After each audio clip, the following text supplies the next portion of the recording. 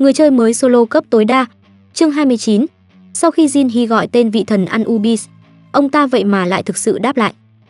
Vì ngươi là nhân loại đầu tiên đến đây, nên ta định chơi đùa một chút trước khi giết ngươi. Nhưng xem ra nhà ngươi muốn ta kết thúc sớm một chút rồi. Vẫn tỏ thái độ bất cần, Jin Hee đáp trả. Ta không đến đây để tán nhảm, thích thì nhào vô. Trước thái độ sắc sược của Jin Hee, Anubis gầm lên giận dữ. Tên nhân loại ngu xuẩn, dựa vào ngươi mà cũng muốn ta phải tự ra tay ư? Nhìn thấy sự hung hãn của vị thần đầu chó, nhóc Loli liền lao lên trước bảo vệ chủ nhân. Cô yêu cầu Jin Hee trốn đi trong lúc cô cầm chân hắn. Thấy cô bé lo lắng cho mình, Jin Hee cũng cảm thấy có chút ấm áp. Bước lên phía trước, anh nói cô cứ để mình xử lý việc này. Đối diện một thực thể hùng mạnh cấp thần, Jin Hee vẫn tự tin tuyên bố. Tôi sẽ cho cô thấy, người mà cô hợp tác cùng thực sự là ai. Chĩa cây gậy về phía Jin Hee, thần Anubis cười nhạo lời nói của hắn. Ngay lập tức, kỹ năng sự phán xét của Anubis đã được kích hoạt.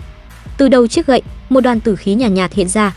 Thần Anubis lúc này đã không giữ được bình tĩnh, nhổm dậy hỏi. Trả lời mau nhân loại, con ả vampire đó đã tiết lộ về ta cho ngươi phải không? Một thông báo hiện lên. Câu hỏi đầu tiên đã xuất hiện. Đây là kỹ năng sẽ chủ động kích hoạt khi có kẻ đối diện với Anubis. Sau 3 câu hỏi, quá trình phán xét sẽ được thực hiện. Một hư ảnh nữ thần công lý cùng với chiếc cân của cô ta ngay lập tức hiện lên sau lưng của Jin Hee. Điều kiện sao chép kỹ năng cũng được khai mở. Bạn hãy khiến cho Anubis mất kiên nhẫn để phá hủy chiếc bình chứa đựng ý thức của hắn. Trong đầu Jin Hee bắt đầu tính toán, nếu hắn thành công chọc tức Anubis, hắn sẽ có được sức mạnh có thể trả lời câu hỏi quyền lực nhất trên thế giới. Nên cứ trả lời bừa đi cũng được, dù sao cũng chẳng quan trọng gì cả. Nghĩ vậy hắn vội đáp. Chuẩn rồi đó, thử đoán xem ta còn biết những gì nữa nào. Một thông báo nữa hiện lên. Sinh vật đã trả lời câu hỏi. Nhe cái miệng lởm chởm toàn răng của mình, Anubis khó chịu hỏi tiếp. Quả nhiên là vậy, ngươi tới đây để đánh cắp phong độc phải không? Câu trả lời thứ hai đã xuất hiện. Đưa bàn tay ra dấu chính xác, Jin Hee nói thêm. Thứ đó được giá ở chợ đen lắm đấy. Hệ thống xác nhận, sinh vật đã trả lời câu hỏi. Sau khi trả lời câu thứ hai, ngay lập tức trên tay của nữ thần công lý đã xuất hiện một trái tim. Sau khi cầm trên tay một lúc, cô nhẹ nhàng thả nó xuống đĩa cân còn trống. Bên này, vị thần đã cúi người xuống sát người Jin Hee, vẻ mặt như cười như không âm trầm hỏi hắn. Nhân loại, ta sẽ hỏi ngươi câu cuối. Ngươi có nghĩ sẽ sống sót trở về sau khi xâm phạm lãnh địa của ta không? Câu hỏi thứ ba xuất hiện. Đưa ngón tay cái hướng xuống dưới, Jin Hee tự tin đáp. Nếu không thoát nổi khỏi ngươi, ta thà cắn lưỡi tự sát luôn cho rồi. Sinh vật đã trả lời câu hỏi. Đã đáp ứng đủ các điều kiện. Ngay lập tức, vô số gai nhọn từ dưới mặt đất đâm lên. Sự phán xét của Anubis đã được kích hoạt. Một đầu hư ảnh cá sấu xuyên qua thân thể Jin Hee. Đồng thời, hiệu ứng bất lợi cũng được kích hoạt. Toàn bộ chỉ số của cậu ta bị giảm 50%. Mọi kỹ năng và độc chiêu bị phong ấn trong 1 phút. Sau khi thấy kỹ năng của mình đã có hiệu quả, Anubis nở một nụ cười nham hiểm nói. Giờ ta cần một nhà vô địch để thay ta phán xét. Ngay sau đó, nan tử khí từ chiếc gậy nhẹ nhàng bay tới một con bọ ngựa. Anubis đã lựa chọn chiến binh của sự phán xét. Sau khi bị tử khí bao bọc, toàn thân con bọ ngựa liền có biến hóa. Một lớp khôi giáp màu đen bắt đầu mọc ra. Nhìn thấy cảnh này, mặt Jin Hee vẫn không hề đổi sắc. Sau khi hoàn tất biến thân, con bọ ngựa lập tức giương đôi càng của nó về phía Jin Hee. Thần Anubis cũng cất giọng. Xin giới thiệu, đây là chiến binh sẽ thay ta phán xét nhà ngươi. Ngươi thấy sao về chiến binh của ta? Úp bàn tay xuống triệu hồi vật phẩm, Jin Hee nhàn nhạt đáp. Cũng khá ấn tượng đấy, nhưng ta có thứ này đủ để đánh bại nó rồi. Một chiếc máy hát cổ từ từ xuất hiện. Máy hát mini có thể phát ra một bản nhạc đặc trưng một lần, không thể bị phá hủy cho đến khi kết thúc bản nhạc. Nhìn thấy chiếc máy hát, Anubis cũng chưa hiểu ý đồ của Jin Hee. Thấy vẻ mặt của lão thần, Jin Hee từ tốn đáp. Cũng không có gì, ta chỉ đang. Còn chưa dứt lời thì con bọ ngựa đã vung càng chém tới. Nhưng khi giai điệu của chiếc máy hát cất lên, Jin Hee như hóa thành người khác. Cả người anh đang chuyển động theo từng nốt nhạc. Đây là giai điệu anh tìm ra sau hàng ngàn lần thử nghiệm. Nhịp điệu của nó vừa vặn có thể giúp anh tránh thoát toàn bộ công kích của con bọ ngựa. Mỗi nhạc cụ đều phát ra những tiết tấu hoàn hảo. Theo điệu nhạc, Jin Hee như biết trước mọi động tác của đối thủ. Từng cử động đều đã được tính toán, dù chỉ là một cái nhấc tay hay một cú xoay người. Ngồi trên ngai vàng, Anubis cũng phải há hốc mồm ngạc nhiên vì biểu hiện của hắn. Sau khi tránh thoát gần trăm chiêu, cảm thấy thời gian thích hợp đã đến. Thông báo của hệ thống cũng hiện lên. 1 phút đã qua, bạn có thể sử dụng kỹ năng và độc chiêu. Ngay lập tức, con bọ ngựa bị phân ra hàng trăm mảnh.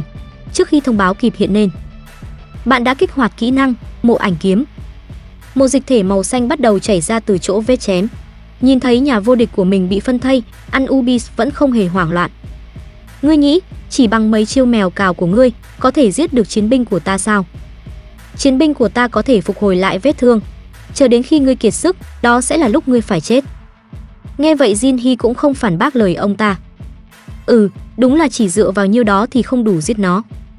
Giơ cây đao lên trước mặt, cậu nhìn hắn đầy thâm ý. Nhưng ta sẽ khiến nó sống không bằng chết. Ít giây sau, những bộ phận của con bọ ngựa như có sự sống. Nó tự động ghép lại thành một cơ thể hoàn chỉnh. Sau khi tái sinh, con quái vật rít nên giận dữ. Nhưng chỉ một giây sau, nó đã bị chém cho tan nát. Nhìn thấy cảnh này, Loli Chan cũng không khỏi thán phục. Cái quái gì đang diễn ra vậy? Hắn như đang chơi đùa với nó. Mình biết là hắn mạnh, nhưng đến mức này thì hơi quá.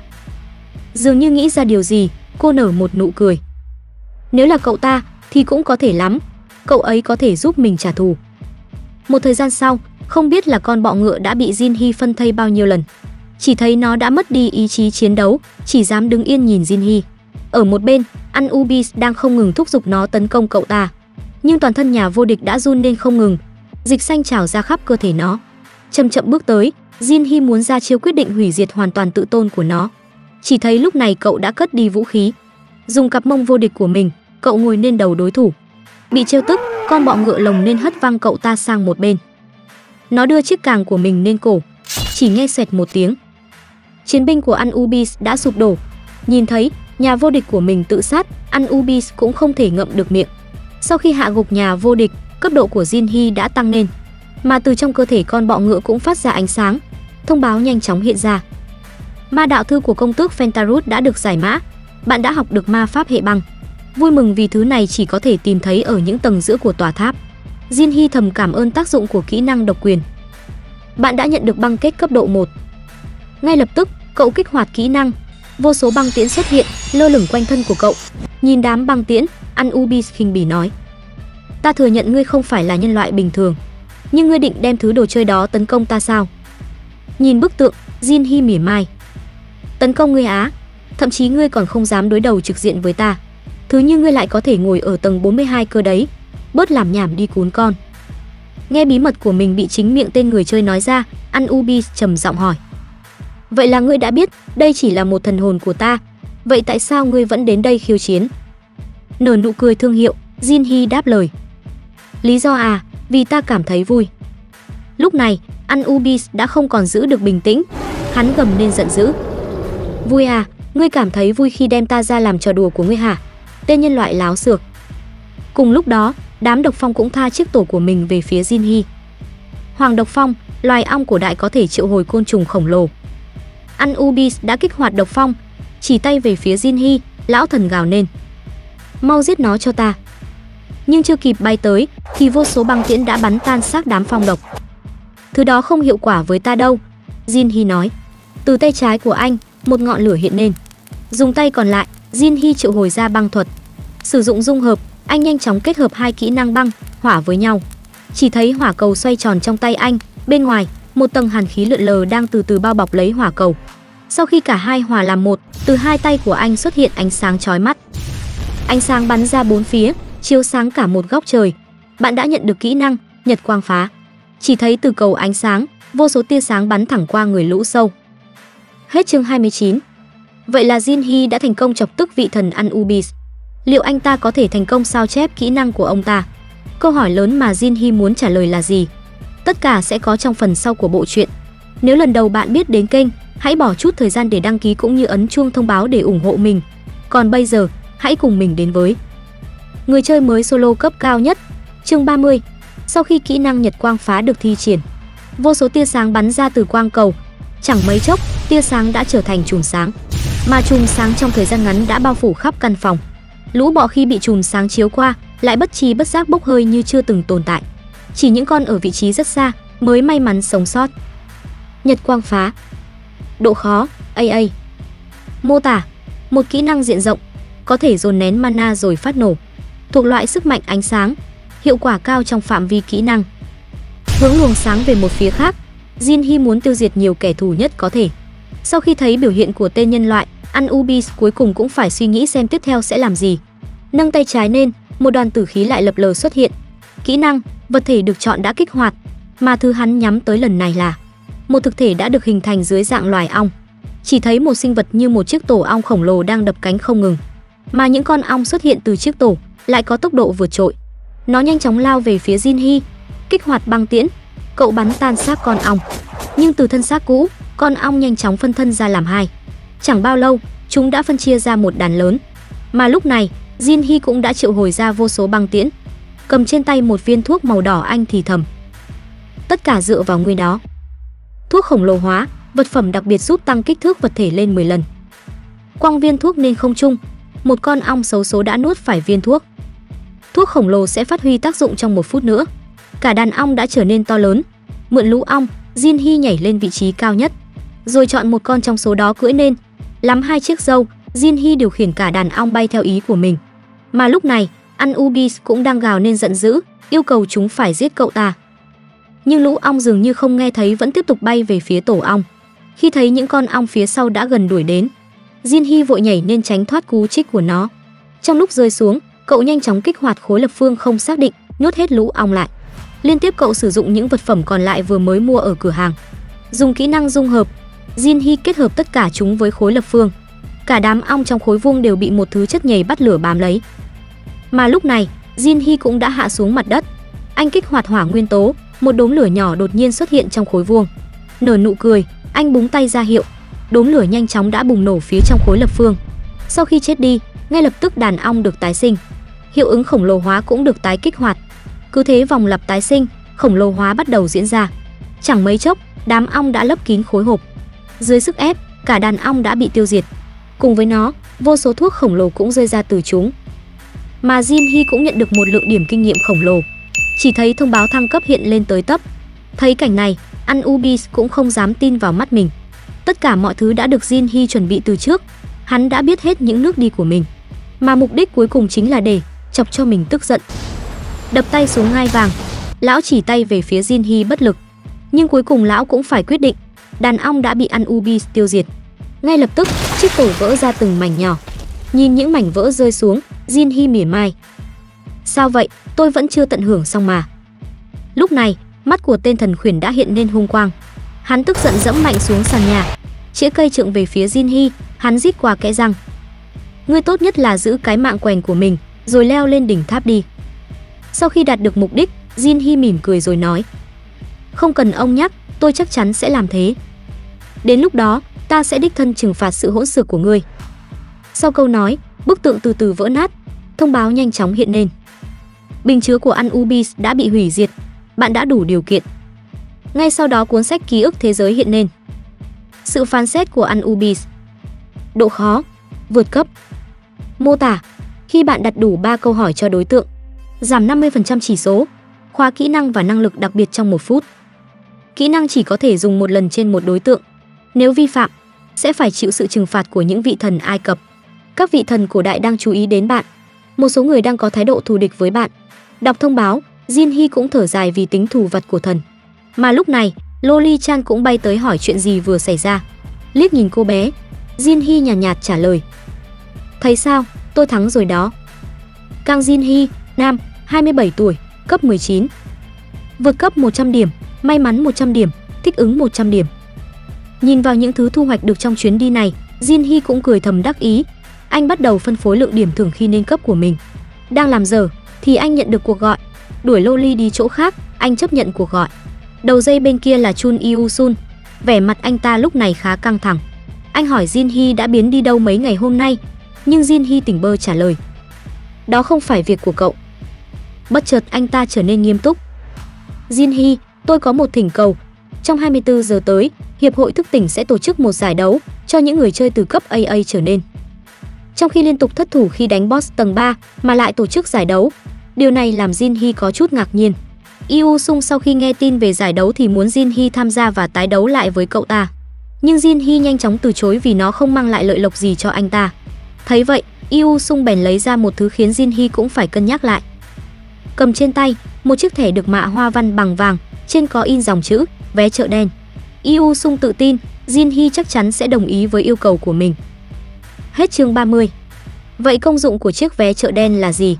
Jin Hee có tham gia giải đấu như yêu cầu của Yoo Sung hay không? Hãy cùng mình đến với người chơi mới solo cấp cao nhất. Chương 31. Theo lời của Cheon Yoo Sung, khác với cửa hàng vật phẩm bình thường, nơi người chơi dùng coin trao đổi, chợ đen là nơi đấu giá bí mật dành cho những hội viên. Vật phẩm ở đây sẽ được mua bằng tiền mặt. Từ khi tháp thí luyện xuất hiện, những buổi đấu giá thế này cũng bắt đầu được tổ chức. Để chuẩn bị cho con boss tầng 3, Jin Hee cần phải có thêm đồ, nên cậu quyết định sẽ tham gia giải đấu này. Đang đắn đo suy nghĩ thì một thông báo đỏ hiện lên. Nó báo rằng video do cậu tải nên đã lọt vào top thịnh hành. Đó là đoạn video quay lại cảnh những Vanker đang nhờ mặt nạ đánh boss tầng 3. Vì đoạn có quỷ nhân xuất hiện đã bị cắt đi nên không ai chỉ trích các hội cả. Vô số người xem đã để lại bình luận: một mình đánh boss không công thật á. Ông này giỏi vãi chó, tính cũng được vãi nổi. Ngầu vãi chó, một mình solo luôn á. Thằng nào thở câu đó chắc ăn gạch. Nhưng vô danh nhân thì khác. Ông anh công khai mặt thật đi. Thái độ của khán giả đúng với những gì hắn suy đoán. Nhanh chóng tên tuổi của vô danh nhân sẽ lên cao. Câu chuyện một gã đeo mặt nạ thần bí đứng trước những tay to của các hội lớn tuyên bố một mình cân boss. Câu chuyện đó không viral mới lạ. Nhanh chóng số lượt xem đã trên 50 triệu. Trừ tất cả các khoản chi phí, hắn ước tính mình sẽ bỏ túi 50.000 coin, mỉm cười khi nghĩ đến số tiền nhận được. Lúc này, hắn đang cảm thấy nhàm chán khi xem mấy tay khác đấu với nhau trong cuộc đấu do hội thức tỉnh tổ chức. Trong khi khán giả quanh hắn đang nhiệt tình cổ vũ hai đấu thủ, mà trên sàn đấu, hai người kia vẫn thong dong đánh qua đánh lại, mãi không phân thắng thua. Giải đấu này có tất cả 24 người chơi cấp AA trở nên tham gia. Để lấy lại uy tín cho hội, sau nhiều lần đánh boss thất bại, hội đã quyết định phát sóng trực tiếp giải đấu, để người dân thấy được độ mạnh mẽ của những người chơi. Nhìn giải đấu này, Jin Hee chợt liên tưởng tới cảnh giác đấu thời La Mã. Nhớ lại hôm trước, khi Yoo Sung đưa ra đề nghị, cậu đã nói rằng mình vẫn còn ở hạng F nên không đủ điều kiện tham gia. Nhưng Yoo Sung đã nói rằng người chiến thắng sẽ có hai lựa chọn, một là nhận được một bản sao cổ vật, hai là được chỉ định đọ sức với một người chơi không tham gia giải.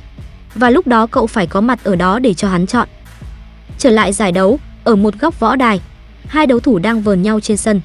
Bỗng một bóng đen khổng lồ từ phía sau xuất hiện. Quay lại thì thấy một con Anubis bản sao đang chuẩn bị tấn công hai người. Chỉ với một đấm, hai đấu thủ đã phải lên bảng đếm số. Ở một nơi khác không xa, hai người khác cũng bị một luồng lửa thổi cho lông tóc cháy hết. Người vừa thực hiện màn công kích chính là ông già và cô gái Jin Hee gặp ở viện bảo tàng. Nhìn thấy thực lực của họ, đám giám khảo cũng phần nào yên tâm về trình độ người chơi. Nhưng một kẻ lại không nghĩ vậy. Đại diện hội Hắc Vân, Hong Deok Pyo. Hắn chỉ chú ý đến duy nhất một người, một tay kiếm thủ mà hắn xem là xuất sắc, kẻ có thể kiểm soát được kỹ năng của mình, có tư duy chiến thuật và kỹ thuật vô cùng thành thạo. Tuy đã dùng điều kiện tốt nhất để mời gọi nhưng lão lại bị hắn phũ phàng từ chối. Đang suy nghĩ thì một giọng nói khiến lão chú ý. Ngột ngạt quá, không xem nổi nữa. Nếu anh cho tôi tham gia thì tôi sẽ dọn sạch đám rác rưởi đó. Và bắt tên kiếm sĩ kiêu ngạo kia phải quỳ xuống xin tha. Kẻ tự tin thốt ra lời đó là Jong Jo Hyun, thành viên cấp AAA của hội Hắc Vân. Tuy nhiên Deok Pyo lại muốn cậu phải tập trung vào buổi phỏng vấn sau giải. Ông biết tên này có thể thành người chơi hạng S trong 3 năm tới. Ông muốn mọi người biết tiềm lực của cậu ta để nâng vị thế của hội. Trên sàn đấu, những đấu thủ vẫn đang tìm cách loại đối thủ của mình ra khỏi vòng chiến. Lúc này Yoo Sung đã mất kiên nhẫn. Hắn kích hoạt kỹ năng tấn công tất cả những người chơi khác. Nhanh chóng tất cả đã bị hắn hạ gục. Ngay sau đó, buổi phỏng vấn người chiến thắng diễn ra. Anh ta cũng có thêm một lượng lớn người hâm mộ. Trong cuộc phỏng vấn, khi được hỏi anh chọn phần thưởng là gì, không do dự anh chọn đọ sức với người được chỉ định. Chỉ thanh càn long kiếm về phía khán đài. Anh hô lên: ra đây đi. Trùng hợp là vị trí thanh kiếm lại hướng về phía thanh niên Do Hyun. Vậy là anh chàng hăm hở đứng lên, nhưng lại bị Deok Pyo cản lại. Từ vị trí mũi kiếm và ánh mắt của cậu ta, ông đoán rằng người cậu ta muốn khiêu chiến ở phía trên mình. Nhìn lại, Do Hyun cũng tự hỏi, kẻ nào lại có thể làm tên kia quan tâm như thế. Đột nhiên một người phía sau cậu ta đứng dậy. Jin Hee nhìn cậu ta hỏi, có cần làm màu như vậy không? Nhưng Yoo Sung chỉ hạ kiếm xuống như xác nhận đã đúng người anh cần tìm. Nhóm giám khảo đều đổ dồn ánh mắt về phía cậu ta. Có người đã tìm thấy thông tin của Jin Hee. Khi biết đó chỉ là một người chơi hạng F thì tất cả đều kinh ngạc. Lúc này, Jin Hee chỉ với một cú nhảy đã đáp xuống sàn đấu. Nhìn theo Jin Hee, Deok Pyo cũng tự hỏi lý do cho hành động kỳ lạ của Yoo Sung. Sau khi xuống sàn đấu, hai bên bắt đầu thách thức nhau. Jin Hee cảnh báo anh ta đã mạnh lên rất nhiều kể từ lần gặp trước. Nhưng Yoo Sung cũng đã nỗ lực suốt thời gian qua. Thủ thế, Anh kích hoạt truy hồn kiếm kỹ cấp 6, đệ nhị thức, truy hồn viêm đế. Chỉ thấy Càn Long kiếm dần hóa thành ngọn lửa màu xanh. Jin Hy thấy cảnh này cũng cảm thấy đau đầu, nhưng anh cũng nhanh chóng kích hoạt hỏa nguyên tố. Vậy là hai ngọn lửa, một đỏ, một xanh chuẩn bị có cuộc đụng độ với nhau. Hết chương 31. Vậy là chương sau sẽ diễn ra cuộc đấu giữa hai người chơi hệ lửa. Ai sẽ là người chiến thắng? Hãy cùng chờ đón trong video tiếp theo của mình nhé. Nếu là người mới hay chưa đăng ký kênh, hãy bỏ chút thời gian để nhấn đăng ký. Xin cảm ơn và hẹn gặp lại.